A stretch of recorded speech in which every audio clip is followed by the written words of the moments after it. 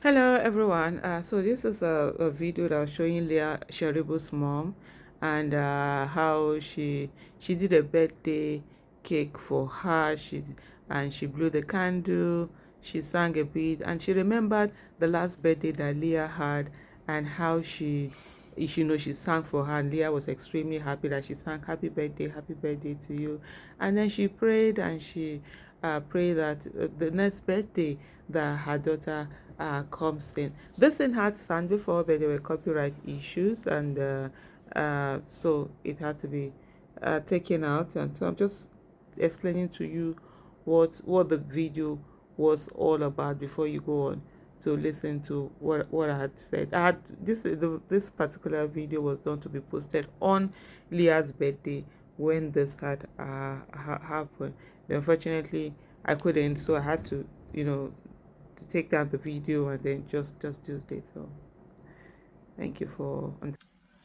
Hello, everyone.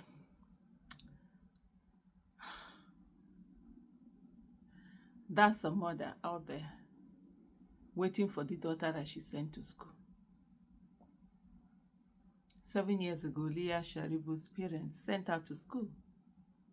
And she did her birthday with her. That's what the mother was saying. Say the last time she sang birthday for her birthday song, she was so happy.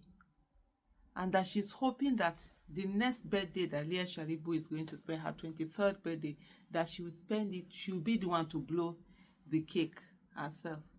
She blew that cake, and so in Hausa, what she was saying was that in the name of the Father, the Son, and the Holy Spirit, that Christians will usually, that was exactly what she was saying, in Hausa.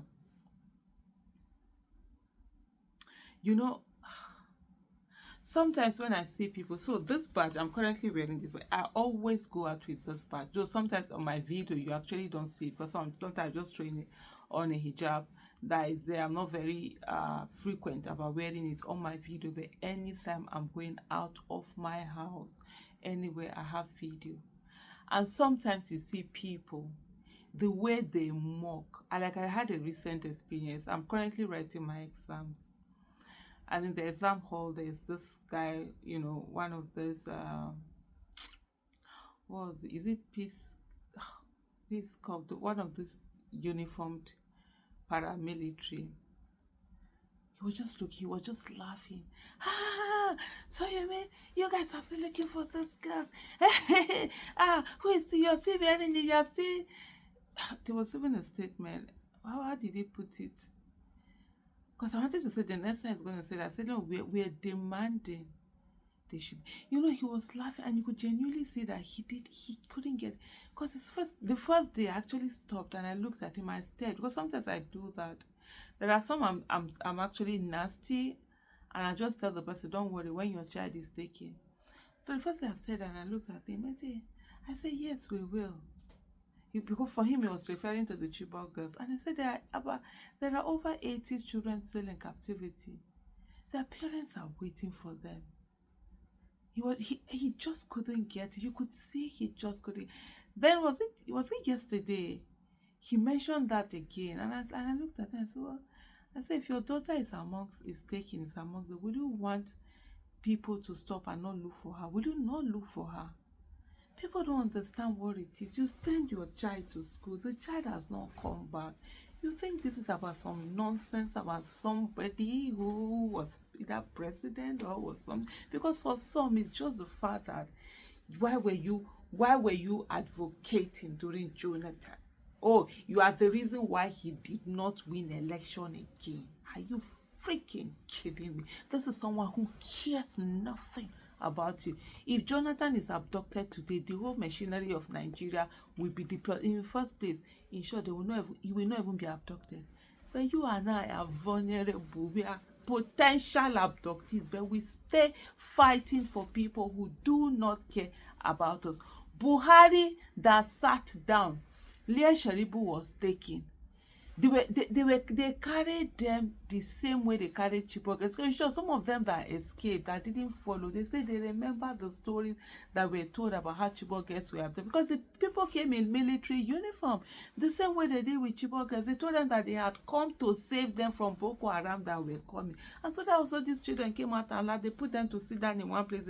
They now formed a circle around them. It was when they were now burning the school that they now realized that, oh more, these ones are not soldiers, they are the actual terrorists. So when this one, the cheaper Leah Sharibu school to the same thing they did, and so some of the children, there was some that said that, then there was a particular that said they looked down that they were wearing slippers, and they felt military cannot be wearing slippers. That was how those ones escaped. Because even in the case of Chibok, it's not all of them that were taken. Some escaped. Some jumped out of the moving vehicle. Some jumped, out of moving vehicle. Some held onto branches. It was open truck. They held onto branches according to them, and so the car drew away. If you hear their stories, so when I see people making jokes of this, that's why I say, you see where we are today. People are being kidnapped left, right, and center. Now it doesn't even make news. Yeah. Tomorrow somebody will say, oh, maybe those people that are standing for Chibok, why are you no longer standing for Chibok? Because you said it was a crime to stand. So let's all be taking one after the other now.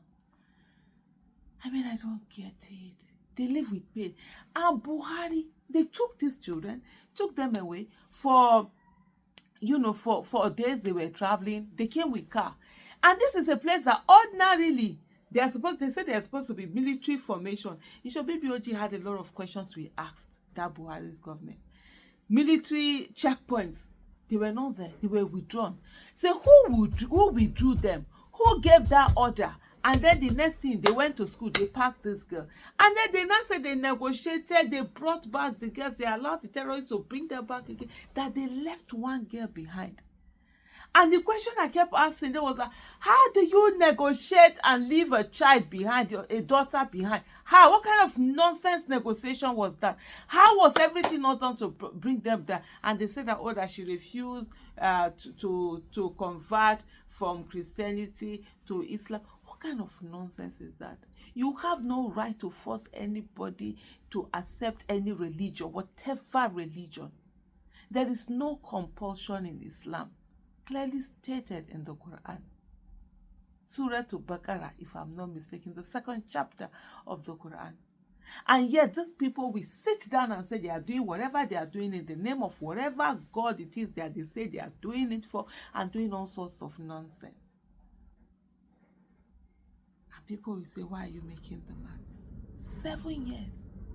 Just think about your child. For those who are parents, think about your child. In the last 7 years, where was your child? What has your child done? Where is your child now? And then that another person is out there for the last 7 years. They don't even know how their child has been. They've been in pain. They are crying. For people who say we are religious, Nigerians, a lot of Nigerians don't have empathy.